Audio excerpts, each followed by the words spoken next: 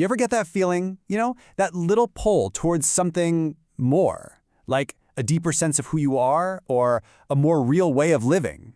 Well, that feeling, that's the starting line for one of the most incredible journeys we can ever take, the journey inward. So in this explainer, we're going to map out that whole path from the very first step of just looking in the mirror all the way to realizing who you truly are. All right, let's get into it. I mean, this is the big question, right?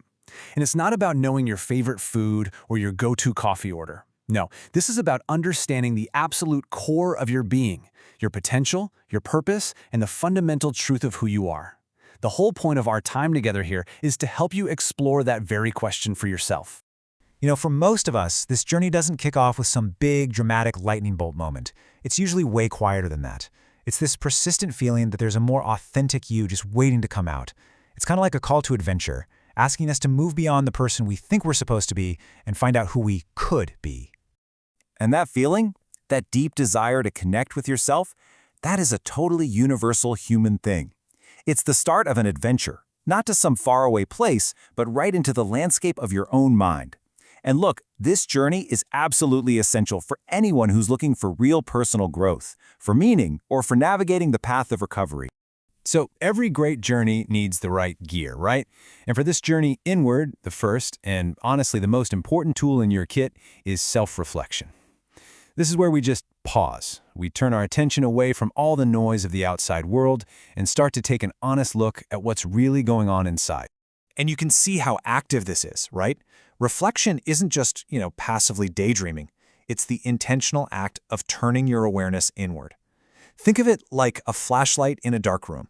You're using it to light up the patterns, the motivations, and the beliefs that are really driving your life.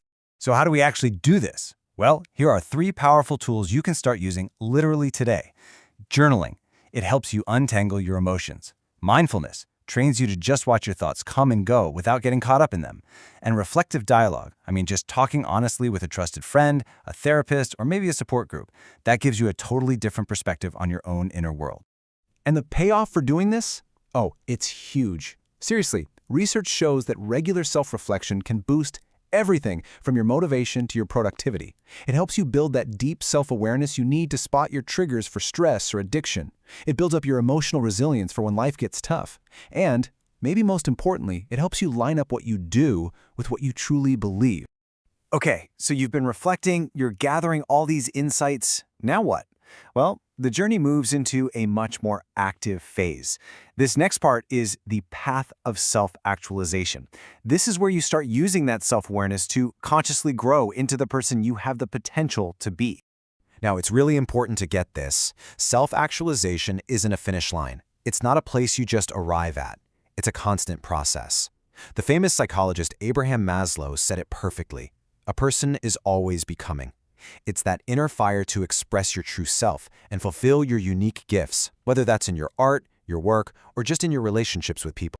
Now, 2 of the giants in psychology, Abraham Maslow and Carl Rogers, they gave us slightly different ways to look at this whole thing. Maslow, he studied people he thought were fully actualized, think Albert Einstein, to see what they all had in common. Rogers, on the other hand, he was more focused on the how. The process of getting there, which he believed meant you had to have a positive view of yourself and feel genuinely valued by others. And here are some of those key traits that Maslow found. People who are self-actualizing, they tend to see the world pretty clearly. They accept themselves, warts and all. They're creative, they're focused on solving problems bigger than themselves, and they have this deep appreciation for the simple wonders of life. Oh, and they also have what Maslow called peak experiences, these incredible moments of intense joy, connection, and just pure awe. But hold on, the journey doesn't stop with just becoming the best version of yourself. Even Maslow started to see this later in his life. There's a deeper, more profound level of understanding. It's a shift from self-actualization to self-realization. It's moving from the world of doing and achieving to the world of pure being. And this is a really big shift. Self-realization is all about seeing past our temporary identity, our ego, that whole collection of our thoughts, our jobs, our beliefs about ourselves. It's recognizing that our true essence, who we really are, is something much deeper. It's the unchanging awareness that's just there, underneath it all. Okay, let's break this down side by side because it makes the difference super clear.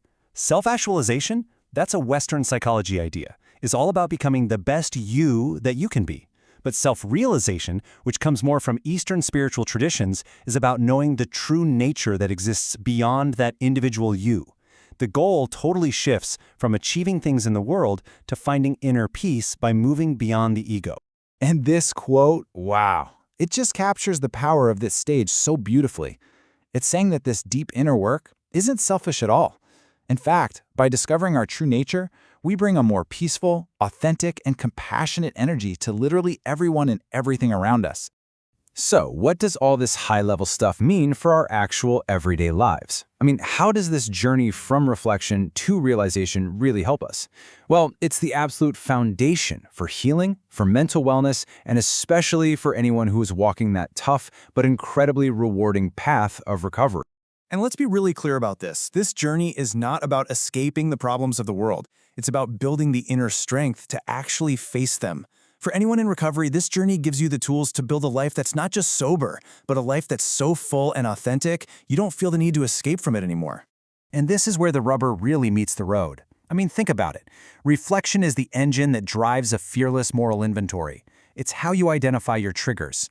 Understanding yourself helps you build the self-compassion you need to move past shame, which is so often the fuel for addiction. This whole process builds the emotional muscle to handle life on life's terms, and it reconnects you with a purpose bigger than yourself, which is the spiritual core of long-term recovery and well-being. So at the end of the day, this journey of reflection, actualization, and realization, it isn't some trip with a final stop. It's a lifelong process of unfolding and discovering. So the real question isn't whether you've arrived. The real question is, what's the next step on your own personal path of exploration?